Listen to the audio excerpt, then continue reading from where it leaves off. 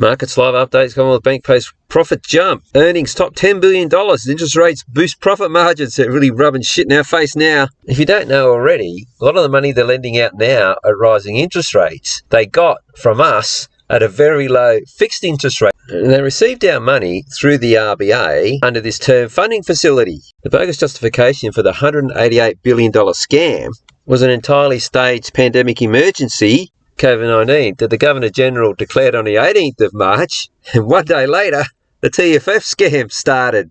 And this TFF action at the speed of banking, much like the vaccine action by Pfizer at the speed of science, made the money available for 15 months. With a maturity date, there it is, 30th of June 2024. I think that's when the banks had to pay it all back, 3 years after they finished drawing out all the money. Now, a few weeks after, they'd committed $188 billion of our money to the banks to deal with this emergency, this virus emergency, that ran for at least 15 months for them to get the money, 3 years to pay it back. I mean, it's a big scheme. Over a long period that we're modelling for the virus that was causing the pandemic. Apparently, that came out in April, a few weeks later. It was only going to be flattening the curve for 3 or 4 weeks. Now it's going to all be over.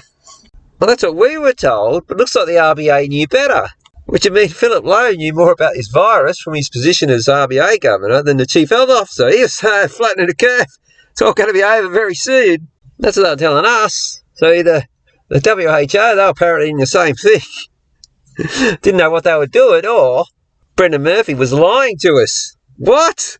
Now, to get a grasp of how big this scandal is and how it's going to last for decades, the effects of it, look at the Commonwealth Bank and the TFF. And this is their annual report, and by the 30th of June 2021, they'd drawn down their share, which was $51 billion. I also snuck in, I haven't got an arrow to it, but just, you can see there the Reserve Bank of New Zealand, they're also getting stung.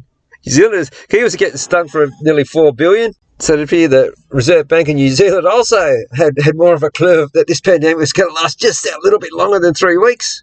And this $51 billion was lent to these banks at two separate rates. Before the 4th of November, it was 0.25%, and after 0.1%. Very, very generous of the RBA.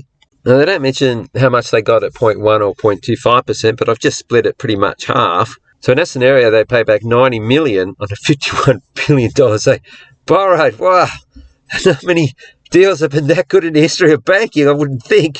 Now, the TFF was set up to help small to medium businesses and to help households with credit. And quite a few small to medium businesses weren't operating during COVID, so I wouldn't imagine there'd be too many people wanting to go and borrow money during those very uncertain times. So you can bet most of it has gone to households, either as credit card debt, but more likely as home loans, because that's their biggest loan portfolios. And $188 billion or $51 billion for the CBA, that's a big chunk. Contrary to that, what that out-and-out liar Philip Lowe said, interest rates are now at 6.34%. That's as at today, probably going to rise. Now, if they lent that money out on the same conditions, as in it's fixed and it's over 3 years, the differential in the interest rates, well, they'd end up making $3 billion. In which case, couldn't you have just granted $3 billion to every single small business that was shut down, which they didn't do? But that's not what's happened with this money, of course. It's been lent under different circumstances, such as the home loan. Now, they're over 30 years. Now, I've run through this online calculator, an amount of 510,000 as a multiple of 51 billion, so they're going to extrapolate it out. Over 30 years, 510,000, you end up paying 630,000 in interest. So that multiplication factor of 51 billion to 510,000, it ends up being, well, obviously $63 billion over 30 years. So that's not just the straight up, if it was fixed rate, 3 billion all in one go, that's 2-point-something billion each and every year for 30 years. And if you work out the multiple for the whole 188 billion, ends up being 232 billion. Some of this TFF money went to the foreign banks. Admittedly, not that much though. Most of it did go to the local banks. But where do their profits go at the end of each quarter? A large chunk of the profit would go to the only listed 3 substantial shareholders in the Commonwealth Bank.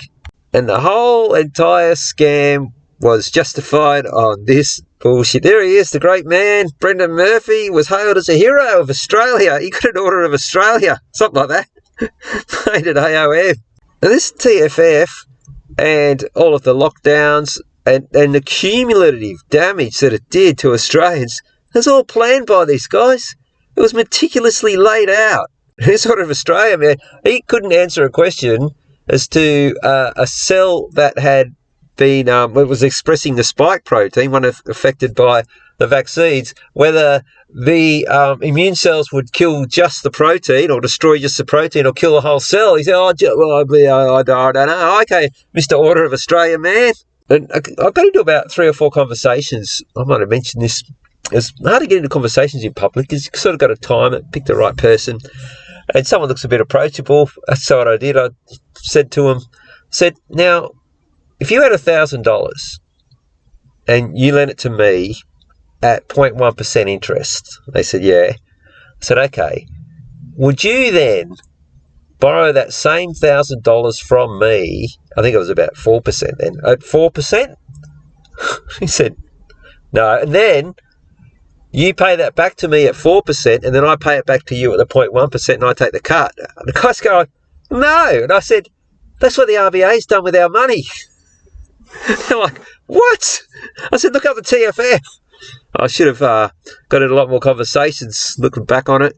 But and I know a lot of other people, we were distracted by the lockdowns and media reports of police violence and small businesses closing up and the jabs, the rollout, all in the background, this TFF, and to a greater degree, because that was 230-something billion, more than the TFF, there's the QE. Now, I'm working on some videos and a Substack article on both of these, so I'll try and get those out in the next couple of weeks. All right, that's it for this one. I don't know. I'm sort of laughing and crying at the same time. Sometimes I just get so furious. I look back and, you can't help but just, what is it? Hate speech. No, you can't say you hate them. Well, everyone should hate them. All right, that's it for this one.